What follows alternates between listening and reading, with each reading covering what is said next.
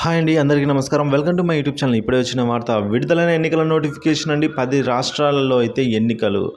ఆ వివరాలు ఈ వీడియోలో ఉన్నాయి. వీడియో అయితే ఎక్కడ స్కిప్ చేయకుండా ఎండ్ వరకు చూడడం ద్వారా ఇన్ఫర్మేషన్ అనేది పూర్తిగా అర్థమవుతుంది. ఈ వీడియో నచ్చినట్లయితే ఒక లైక్ చేయండి. ఇంకా సబ్స్క్రైబ్ ఉన్నట్లయితే మన ఛానల్ సబ్స్క్రైబ్ చేసుకోవడం ద్వారా నేను చేసే లేటెస్ట్ అప్డేట్ న్యూస్ అందరికంటే ముందుగా మీరైతే పొందడానికి వీలవుతుంది. ఆలస్యం చేయకుండా వివరాలకైతే వెళ్ళిపోదాం.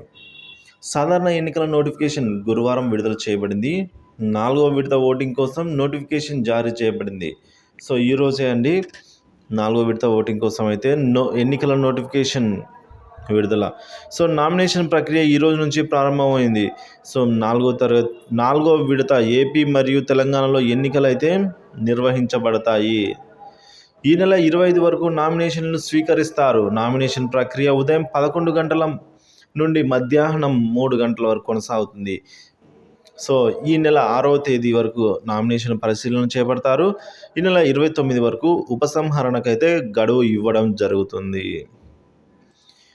ఓటింగ్ మే 13న అయితే ఓటింగ్ ఉంటుందండి, పోలింగ్ డే.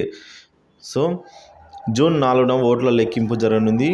10 రాష్ట్రాల్లో 96 నియోజకవర్గాలకు ఎలక్షన్ కమిషన్ సేమ్ ఇదే విధంగా నోటిఫికేషన్ జారీ చేసిందండి. మరి చూసుకోవచ్చు, ఎలక్షన్స్ అయితే రోజు రోజుకు దగ్గర పడుతూ వస్తూ ఉన్నాయి. సో ఈరోజు నామినేషన్ ప్రక్రియ మొదలైంది.